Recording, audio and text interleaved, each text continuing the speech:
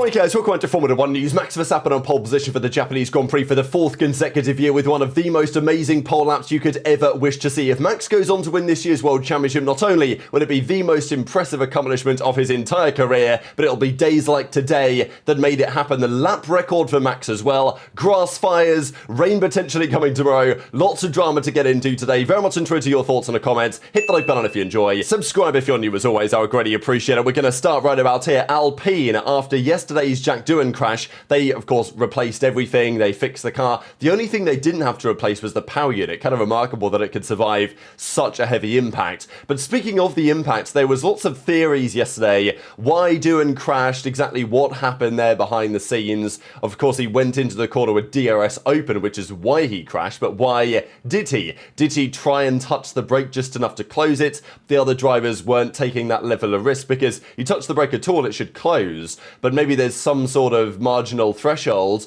where it doesn't close if you just micro tap it just a little fraction. Difficult to say. And Doohan obviously ends up in the wall. Pretty much all the other drivers are manually closing it because the entry to turn one is flat out, so it's not typically worth the risk. But there were rumours, I mean, AMUS, very reputable, they said in an article that apparently Doohan had tried it on the simulator and it worked on the sim. Now, first of all, this is an issue, right? Because if it works on the sim and not in real life, that's a problem. But also, it's certainly a decision of all time for a rookie to try this in your first practice session in the car because he didn't get FP1 in this level of circumstance. Apparently, the team wasn't, I don't know, necessarily aware either that he was going to try this. I mean, it's very interesting, right? Because surely Doohan would have said to the team that he was going to do it, whether he got the backup from the team to do it, if that was part of the plan, to just send it into turn one with DRS open, believing that the rear downforce would still be there. And the team boss says it was just a misjudgment of not closing DRS into turn one. It's something to learn from. So pretty cold from Alpine management, I think maybe understandably, but it doesn't change my mind that Doohan's going to get his 6th Grand Prix that we believe he has contractually, and then Colapinto is going to be in the car shortly after that. It did spark some sensational tweets actually, such as this one. Doohan in Canada because he saw it on the simulator. Maybe a new strategy here to try at the Wall of Champions based on some of these older games. So look, who knows what the Alpine simulator is doing, but we'll see what Doohan cooks up for that Grand Prix. Let's talk practice though.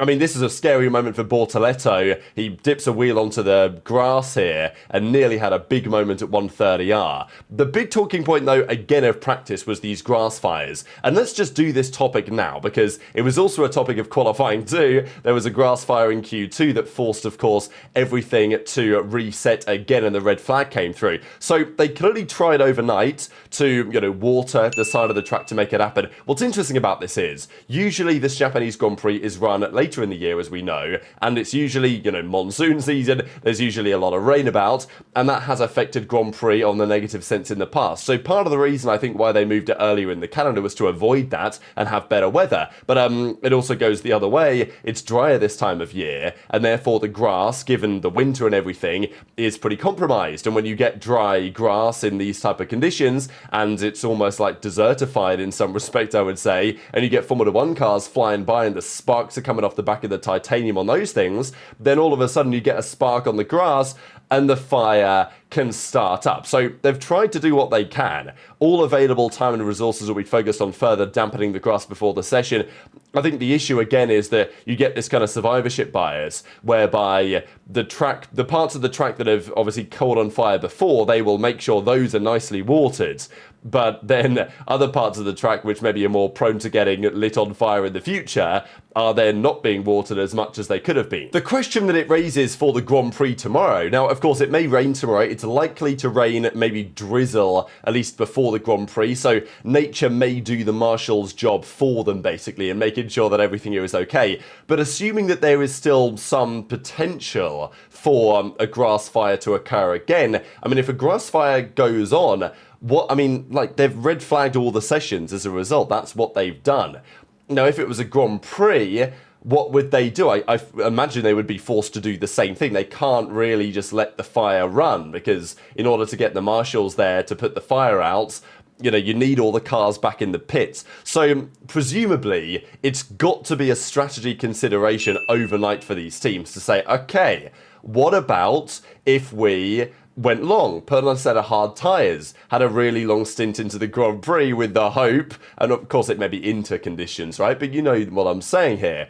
If you go long into the race, a grass fire comes out on lap 30, you box for a set of mediums, but of course you don't have to box. That's the crucial thing, right? Under a red flag, you get to change your tyres for free, but still completes the mandatory 2 different tyre compounds rule. So I wouldn't be that surprised if we see, depending on conditions tomorrow, some teams go long. I mean, it's the type of strategy that Ferrari maybe should try. Of course, if Ferrari tries, it's almost certain that it's going to backfire massively. But we'll see what the teams decide to do, because going long on a set of hard tyres, hoping there's a bit of a grass fire, maybe even telling one of your drivers, like, you know, just like go really flat through that corner, just try and find the bump, right? So you get some sparks kicked up. I don't know, it's an element of strategy that you wouldn't necessarily expect to find necessary in Formula 1, but, you know, these teams will try everything they can to win.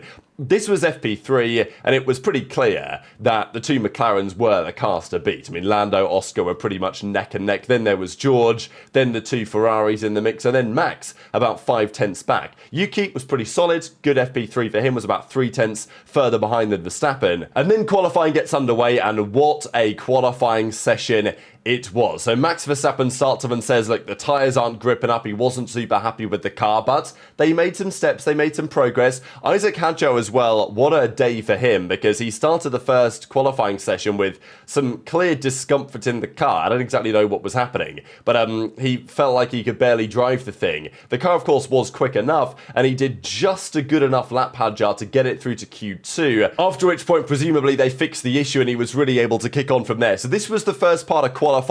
Piastri said a 1:27.6, then it was Russell, Norris, Leclerc, Hamilton. They had to do another couple of laps there, right? Verstappen ended up in 6th place. Tsunoda was pretty much right on Max's pace. I know that he did an extra lap towards the end, I think, to make sure of it. Antonelli got through in 8th. Gasly, Sainz, Albon, Behrman, one of the stars of the day. I mean, I think Behrman, to some degree, I think if Max wasn't clearly the driver of the day, Behrman would have to be right in that conversation, and probably in some respects he still is, because for Behrman to come into Haas the same time as Ocon, and Ocon's a driver that I rate to be pretty solid. I mean, like, when you put Ocon in a position to capitalize, you know, for a podium or even a win, he's done so in the past. He's got good pace. Like, he was impressive against Gasly last year, and Gasly's a driver that I also rate to be pretty damn good. I mean, they're not great drivers, Gasly and Ocon, but certainly good to upper good drivers in that middle of the pack in terms of quality, in my opinion.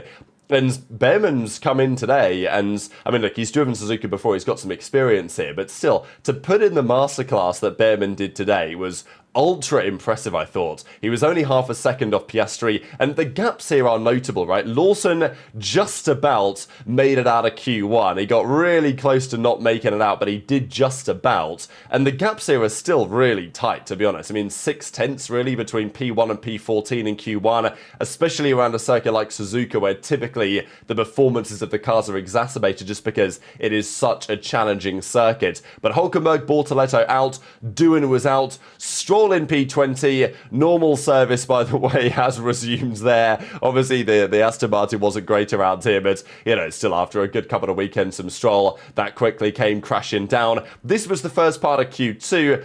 But already a notable gap we're starting to see between Albon and Sainz. I mean, we heard Albon talk about it, well, certainly Sainz talk about it the other day, saying that he needs 5 to 10 Grand Prix to get where he wants to be. Notably, of course, Tsunoda, pretty difficult first lap for him, and he was at this point P14 with Lawson P15, and really the story of the second qualifying session was that of Yuki Tsunoda, because obviously he's into the Red Bull for the first time this weekend. The grass fire happened, it was put out, they eventually got back on track. We talked about that before. There was some pretty funny tweets doing the rounds as well. But Yuki, man, tough result for him today in qualifying. I think a lot of it is not massively unexpected. I mean, look, at least he made it out of Q1. There was that. Better than Lawson, right? Better than Lawson the first couple of Grand Prix. He made it out of Q1. And honestly, I think that Tsunoda's performance with respect to Max today actually wasn't as bad as people are suggesting. Like, it wasn't great, don't get me wrong. But I think that Tsunoda has shown enough promise for me that he can be there or thereabouts for the rest of the season. And who knows how he's going to get on tomorrow. Obviously not what he wanted in second qualifying. The margins are pretty tight. I mean, you can see Max here was 3.5 tenths off where Lando was. Lando was a 1:27.1. Verstappen was 3.5 tenths back on that. The car was clearly pretty tricky. Tsunoda was running some higher downforce than Max as well. He felt a bit more comfortable with that. Max decided to opt for a bit more lower downforce, at least to give him a better chance in the qualifying session. And because Verstappen gained a fair bit of time through corners like 130R at the high speed compared to the McLarens, where the McLarens strong in downforce but not in terms of straight line speed, maybe partially because this mini DRS has now disappeared from their car. But Tsunoda preferred a little bit more downforce, a little bit more stability at the rear, but he went a bit too hot into turn 1, turn 2, carried about 10-15 kilometers an hour too much than he should have done. That compromised his exits, and then the tyres are overheating, you're struggling through the S's, the rest of the lap is compromised. So, all things considered, it wasn't horrific for Tsunoda today. Like, there have been worse qualifying sessions for Red Bull drivers in recent times, but it wasn't exactly ideal. Lawson out-qualified Tsunoda for the first time in like 2 years,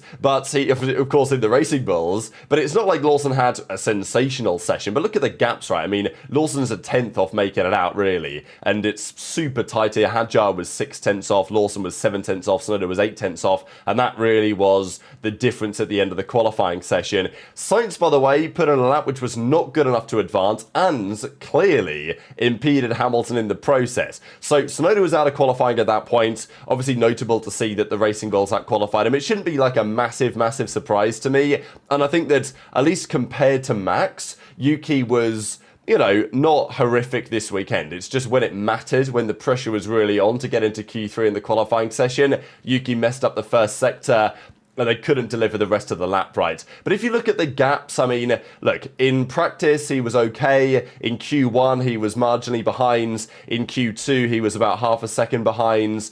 The average gap between Lawson and Max was 9 tenths, roughly, in their qualifying sessions that they did. So, will Tsunoda be better than Lawson? I think there's enough evidence this weekend to suggest yes, personally speaking, but the margins are tight in Formula 1 right now, and if the car isn't quite suited to your style, you're not able to extract what you want from it, and that's certainly the case with the Red Bull for anyone that isn't called Max Verstappen, then you are going to get days such as today. So it's not like Lawson can have a massive cheesy grin on his face, like he was 14th, right? It's not sensational, but it's better than Tsunoda, and likely, in my opinion, they will end up P13, P14, because I don't really see how Carlos Sainz can evade a penalty for this. I mean, this obviously doesn't really show the instant, but Hamilton came flying into turn 1. Sainz was just in the middle of the road and clearly got in the way of his hot lap. Hamilton didn't need it in the end, of course, but I don't know what it is with Sainz and always getting in the way, because he is always the chief culprit when it comes to stuff like this. So it was Gasly, Sainz, Alonso, Lawson, Tsunoda out in the second part of qualifying, and then this was when we got into Q3.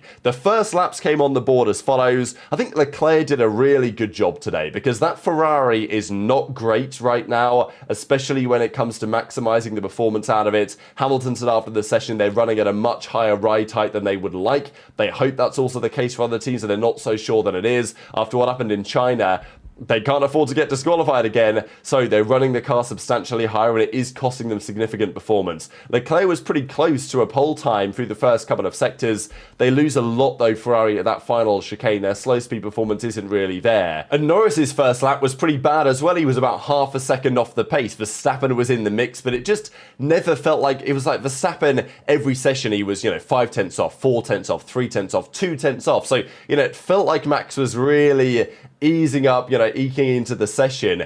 And then we saw the absolute bombshell that happened over the next few minutes. So Norris was on a great lap. He had a sensational first sector. And I think after his first sector being so good, Lando, a little bit like Monaco 2023. You guys remember when Verstappen had the crazy pole up there with the mega final sector?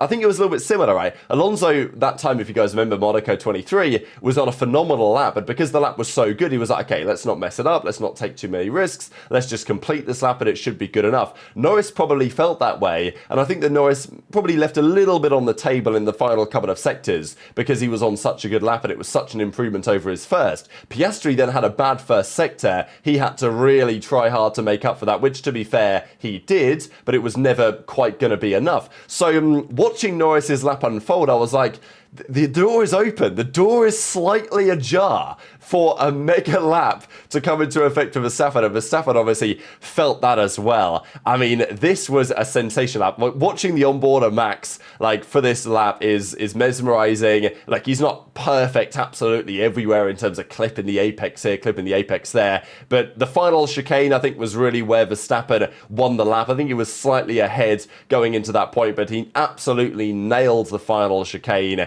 and 12 thousandths of a second over Lando. But the fact that Verstappen came from nowhere, man, that was the thing for me. He was like 800ths down or whatever it was after the second sector, puts in a blinding third sector with that final chicane, and in a car which is clearly still so challenging. Like, obviously, without the car, you're never going to get to this point. And that is the point, right? Like, I'd like to see Verstappen drive the Racing Bulls, sure. But I don't think the Racing Bulls has the peak performance that the Red Bull has. But Max is able to, like, capitalize on it when nobody else seems capable of doing so. No other driver on the grid right now can do what Max did today and take that car somehow to the top of the timesheets when it did not seem possible at all. He was right on the limit, absolutely everywhere, just dealing with the car as best as anyone possibly could, and putting it 12 thousandths of a second ahead of Lando Norris into pole position, and 7, I mean, in the end, Piastri was, super marginally behind as well. And the crazy thing about this was, for me, is that Max was happier about this pole position than I've heard him for a very long time. And I think it goes to show a lot about Max and the way that things currently are. Like, Max celebrated this pole more than he has celebrated world championships in years past. And I can't blame him, right? Because some of those world championships were easy. Certainly easy for Max in the car that they had. This year, in the car that they have this time, it is a challenge to put it where he did, and a mesmerizing performance to get it onto pole. So, I mean, he was absolutely buzzing in the car. It's great to see. Like, I miss the days when drivers were like Max, because he's been so dominant, he kind of moved away. He would get pole and be like, yep, great job, guys, because he expected of himself, right? And that's understandable. But back in the day, even recent times, Hamilton, Vettel, some of the more recent champions, pole position would be mega for them. They'd be loving it, right? Vettel would be on the radio shouting and screaming. And we pretty much got it from Max here today, just because it was such a performance to make it happen. And I thought that the commentary from Red Bull on the radio was mega as well, to say, Max, how is that even possible? So Max got everything right when it mattered. The fastest first sector was Norris's, Sector 2, Sector 3 were Piastri's, but pole position was Max Verstappen's. If you put together the perfect theoretical lap times, Piastri could have done a 1:26.9 low, Lando would have been a couple of hundredths faster, but it was Max Verstappen, of course, who secures pole position. So, unbelievable scenes. It's also the new track record, a 1:26.9, taking the record away from Piastri, actually, who said it a couple of minutes before, but also from Vettel, of course, in 2019. I also like the fact that, because when you look up a track record for a track, it considers the lap record during the race, which I never like that. Like, it should be the track record in qualifying, because that's actually the fastest lap time that anyone's done around the circuit. And that now belongs to Max Verstappen in a car which arguably does not deserve to be there. I thought some nice words from Fernando as well, kind of saying that, like, only Max can pull off a performance like that, and this is how Max managed to pit the two McLarens. So, look, if Max, because he's got his 4th consecutive pole around here now, he's been undefeated here for the last few seasons. If Max can capitalise and win this Grand Prix tomorrow and keep that championship gap super manageable, with the belief that Red Bull have that they can get better in the coming rounds, they've got upgrades in the pipeline, there's the flexi-wing stuff down the line, like, Max just needs to keep doing this, and I don't understand how he's still doing it, but he's still doing it somehow. So, the two McLarens are right there. The Ferraris, they're not very happy about things. I mean, Leclerc's happy that they've made some progress, I think, on his side of the garage. He reckons they've made a couple of steps that have made him more comfortable in the car. But Hamilton, didn't have a great qualifying session today. Of course, with all the focus on the front, we didn't really look too much at what was happening further behind, with Antonelli, Russell, Hadjar, even with a lap ahead of Hamilton, was a mega result from him. Behrman in the end was 10th, a great lap from Albon as well to put it P9, nearly ahead of Hamilton too. And Hamilton was basically saying, yeah, the right height of the car is just higher than they would like. It's costing them performance. Getting a clean lap in is difficult. It makes the car trickier to drive because the downforce isn't really there. So, look, lots to think about for Ferrari, but they brought no upgrades this weekend, so maybe not a massive surprise that they're struggling to some degree. And Verstappen says he thought he was going to crash multiple times, but in the end managed to deliver one of the greatest laps that you are ever going to see. This is the forecast then for tomorrow. So, it looks like it's going to rain, at least to some degree. During the Grand Prix itself, we're not so sure. It's likely going to, sun up in the afternoon, but it is probably going to rain to some extent in the morning. So it might help the situation when it comes to the grass fires. There's a high chance of light intermittent rain or drizzle in the morning, becoming unsettled with showers possible around midday. For the race, mostly cloudy, moderate chance of showers, most likely at the start. So could be chaotic. What a grid we have for tomorrow. Just as I'm bringing this up, by the way, I've seen that Sainz has got a 3-place penalty for impeding, so he'll go down to P15. Alonso will start 12th, Lawson will start 13th, and Tsunoda will start 14th. So, he can probably race from there. But hit the like button if you enjoyed, subscribe if you're new, take care, and I'll see you next time.